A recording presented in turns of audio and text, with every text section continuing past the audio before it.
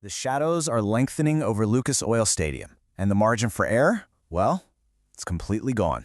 Welcome to an exclusive NFL Nexus deep dive into the fragile, the desperate, and the absolutely fascinating 2026 season of the Indianapolis Colts. Look, let's just dive straight into this, because what we are witnessing right now in Indianapolis, it isn't just another football season. It's a high-stakes psychological thriller playing out in real time. It is the absolute culmination of years of wear and tear, massive, unprecedented financial gambles, and a front office that is radiating pure desperation. We're looking at a franchise trying to thread an impossibly small needle. So the question we have to ask ourselves right out of the gate is this: how much punishment can a franchise actually carry on its shoulders? I really want you to think about that for a second. Think about the sheer, agonizing physical weight placed on the players out there on the turf, and then combine that with the crushing mental weight placed on the executives who put them there in the first place. A football team is a highly delicate ecosystem. You push it just a little too hard, and it shatters. You lean on it too heavily, and it completely collapses under the weight of its own ambition. We have seen this exact movie before in the National Football League, haven't we? We've watched franchises try to cheat the natural life cycle of roster building. We've seen teams push the bill down the road, crossing their fingers, hoping to grasp a Lombardi trophy before the inevitable collapse happens. And what usually happens? They end up wandering through a decade of absolute irrelevance when that bill finally comes due. But for the Colts, everything changed in a matter of seconds. Behind closed doors at the Indiana Farm Bureau Football Center, a very desperate strategy was set into motion. The slow, the methodical, the patient team-building approach of the past, gone. Literally torn to shreds in the war room. The long-standing philosophy of building strictly through the draft, of hoarding draft picks like gold, of maintaining pristine salary cap flexibility, all of it was thrown out the window in a single afternoon. And in its place arose this frantic, all-consuming urge to win immediately, to win right now, no matter what the future costs might be. But before we pull back the curtain on the chaos that is currently unfolding in Indy, you need to make sure you are locked in with us. Your ultimate channel for the absolute truth behind the gridiron will always be NFL Nexus. So hit that subscribe button right now. Like this explainer, comment your thoughts below as we go through this, because I genuinely want to hear your take on this madness. And look, if you want to truly separate yourself from the casual fan, support the channel by becoming a channel member for elite, uncompromised football analysis. You are stepping into the Nexus. Now let's look at the damage. Section 1. The ticking clock. A regime on the brink. General Manager Chris Ballard and head coach Shane Steichen are currently staring right down the barrel of their own professional mortality. The mandate is crystal clear. 2026, win now or pack your bags. The patience of the Indianapolis ownership has completely, unequivocally run out. You can literally feel the suffocating pressure radiating from the front office, seeping all the way down into the locker room. Guys, this is no longer a rebuild. You can't use that word anymore. This is pure survival. Unless the Indianapolis Colts make serious, undeniable noise in the playoffs this season, this regime is gone. Cleared out, fired, desk packed up. And you know what happens when executives and head coaches realize their key cards might not work come January? They adopt very specific and a very dangerous mentality. They completely stop planning for tomorrow. They push every single chip they have to the center of the table, and they dare the rest of the league to call their bluff. Section 2. The blockbuster cornerback trade. Going all in. And that utter, absolute desperation? It manifested in one of the most shocking roster moves in recent NFL memory. Just look at the monumental scale of this transaction. The Colts didn't just tweak their defense, they didn't just plug a hole, they mortgaged their entire future. Indianapolis sent away 2 first-round draft picks, plus a very promising young wide receiver in Adonai Mitchell, all to acquire star cornerback Sauce Gardner. Now let's put this into perspective. First-round picks are the ultimate currency in the modern NFL. They represent cost-controlled, premium athletes on 5-year rookie deals. They are the lifeblood of sustainable success.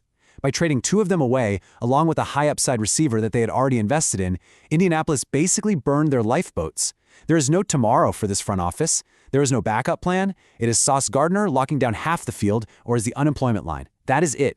And it's not just the draft capital. Look at this number, $120.4 million. That is the record 4-year extension Gardner signed with New York in July, just months before being shipped off to Indianapolis.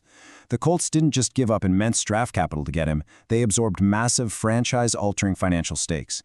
In a league that is strictly governed by a hard salary cap, trading for a contract of this sheer magnitude, it dictates every single other move you can make for the next half-decade. It limits who you can re-sign. It limits who you can bring in during free agency.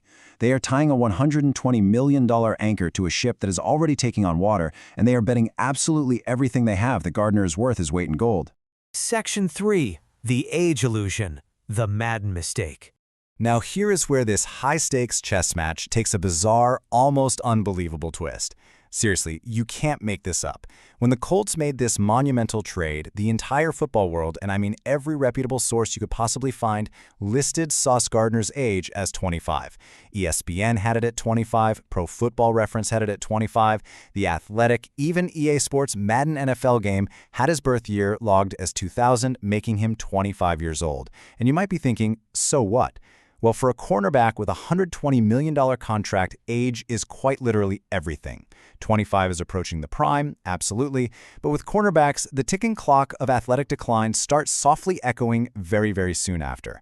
It's a position built entirely on reaction time, hips tighten up, twitch muscle fibers begin to slow down by fractions of a second, and in the NFL, a fraction of a second is the difference between an interception and a touchdown. If you are paying a corner $120 million, you are naturally terrified of what happens when he hits 28 or 29. But hit the brakes for a second, because reality turned out to be much stranger than fiction here. Speaking on the absolute last day of the Colts' mandatory minicamp, standing out there in the sweltering Indiana heat surrounded by reporters, Gardner just casually cleared the air. He stated his birthday is actually August 31, 2001, meaning he is 24 years old. The entire internet had it completely wrong. The Colts traded for a player who is a full calendar year younger than the general public, the sports media, and perhaps even some rival NFL executives believed. I'm 24. It's crazy that I'm even being asked this. Just listen to the absolute disbelief in his voice there. In the National Football League, where cornerback aging is a notoriously touchy, heavily scrutinized subject, discovering that your $120 million investment actually has an extra, completely unblemished year of elite youth, it's literally like striking oil in your own backyard. That is 16 more games of prime, lockdown coverage before Father Time even begins to knock on the door. It is a missing year that is incredibly, undeniably valuable to a regime fighting for its life. But while the defense just bought themselves some borrow time, the offense is rapidly, terrifyingly running out of it. Section 4. The workhorse's burden. The physical toll. Because while the front office is out there gambling hundreds of millions on the perimeter, the entire survival of this team, the literal foundation of their offensive identity, rests squarely on the battered, bruised legs of one single man. Just look at Jonathan Taylor's back-to-back rushing load. This is staggering. 300-plus carries in 2024. And then following that up by leading the entire NFL with an astonishing 323 carries in 2025. You have to understand what this means. In the modern, pass-happy NFL, handing a running back the ball 323 times in a single season is pushing a human body to the absolute terrifying brink of its structural capabilities. Every single carry is a miniature car crash. I want you to imagine taking a direct hit from a 240-pound linebacker running at 20 miles per hour. Now imagine picking yourself up and doing it over 600 times in just 24 months. That is the reality of Jonathan Taylor's life. And that brings us to this number, $15.56 million. That is Jonathan Taylor's cap hit for this upcoming 2026 season. It is the highest cap hit of any running back in the entire league. This number grounds all that physical pain in hard, unforgiving financial data. The Colts are paying him a massive, unprecedented premium because he is their lifeblood. He is the engine that makes the entire offensive scheme function. Without him, the play-action pass dies. Without him, the clock control vanishes. But from a purely analytical, team-building standpoint, you have to ask the uncomfortable question.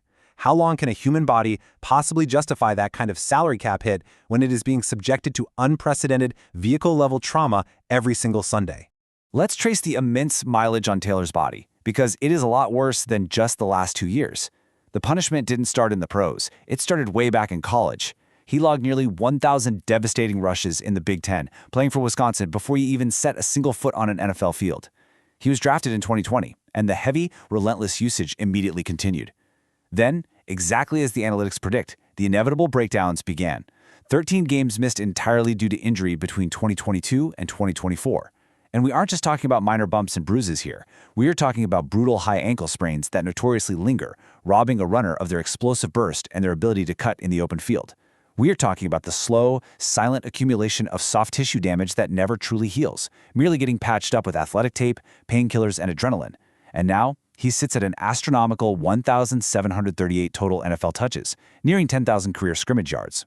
Looking at this timeline, it creates a creeping, icy dread, a sense of an impending physical cliff. The human body is simply not designed to withstand this forever.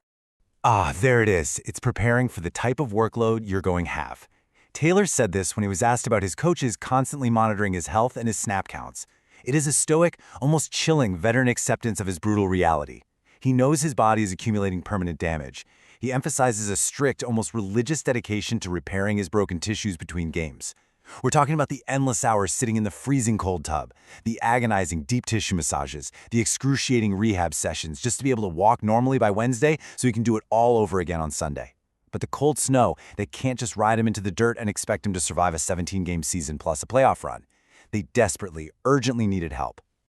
Section 5. The Unlikely Rookie Savior, the 25-year-old rookie. So, in the final round of the draft, scrambling for a lifeline to help save Jonathan Taylor's career, and, quite frankly, perhaps their own jobs, the Colts regime selected an incredibly unique player. Notice the jarring contrast in this backfield right now. On the left side, you have Jonathan Taylor, 27 years old, battered, heavily taped, with nearly 10,000 yards of absolute trench warfare on his tires. And on the right side, you have 7th-round draft pick Seth McGowan, a rookie, who will shockingly turn 25 years old by week 7 of his very first season. Think about how rare that is. This isn't some 21-year-old kid fresh out of a frat house who needs to be taught how to be a professional, how to watch film, or how to take care of his body. This is a grown man with actual life experience. And that maturity? That is exactly why a desperate Colts team drafted him. They do not have the time to develop a project. They need someone who can step into a raging firestorm today and not blink. And Taylor himself has already recognized this absolutely critical trait. He's had very minimal, if any, mental errors, so that lets me know he's a smart guy. When your superstar veteran running back is immediately, publicly praising a 7th-round rookie's savviness and his high football IQ during their very short time together in minicamp, you know you have something entirely different on your hands. McGowan grasps the complex concepts. He understands the massive gravity of the situation the team is in. He isn't wide-eyed or shrinking under the bright lights of the NFL. And honestly, he has to be absolutely dialed in from day one because Coach Steichen's offensive system is completely unforgiving.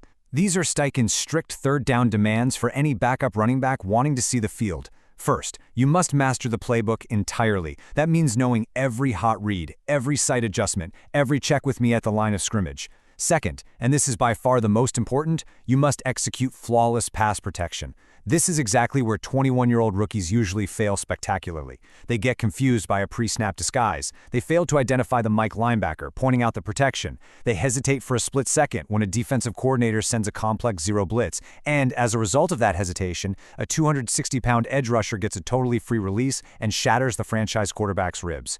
Steichen made it crystal clear. McGowan is not just there to spell Taylor on a draw play. He is a crucial pawn in protecting the quarterback. You have to step up into the A-gap and take a sprinting, furious linebacker squarely under the chin. A typical rookie panics in that situation. McGowan's 25-year-old brain and his fully developed physical maturity are his biggest assets here. He has to execute this flawlessly, or he literally will not see the field. Section 6. Make or Break 2026. The Final Countdown. So we bring all these incredibly volatile narrative threads together. You have an aging, battered, hyper-expensive workhorse running back carrying the entire weight of the offense. You have a massive, future mortgaging trade for a superstar cornerback whose true age was a literal mystery to the public. You have a front office absolutely terrified of the unemployment line, leaning on an unusually old rookie to keep the wheels from completely falling off the offense. And looming over all of this chaos is 2027. That is the year Jonathan Taylor hits unrestricted free agency. Now, he has stated publicly that he wants to be a Colt for life. It sounds great in press conferences, but make no mistake about it. If this massive all-in gamble fails in 2026, if the regime gets fired, if the defense collapses despite the Sauce Gardner trade, if Taylor's body finally breaks down under the historic punishing workload, Taylor will walk, he will leave. This entire situation isn't just about winning a few extra football games in the autumn, it is about preventing the absolute implosion of a franchise's core foundation. The clock is ticking in Indianapolis, and time waits for no one. The chips are all pushed to the center of the table. The future has been sold entirely to pay for the present. Will this desperate, incredibly fragile ecosystem survive the grueling 2026 season, or will it shatter into a million unfixable pieces under the immense weight of its own ambition? Look, I want to know what you think. Leave your predictions down in the comments below, and remember, if you want to stay ahead of the curve and get the real story behind the stats, you need to subscribe to NFL Nexus, like this explainer, and become a channel member right now. We are going to be tracking every hit, every trade, and every devastating consequence as this season unfolds. Until next time, keep your eyes on the gridiron.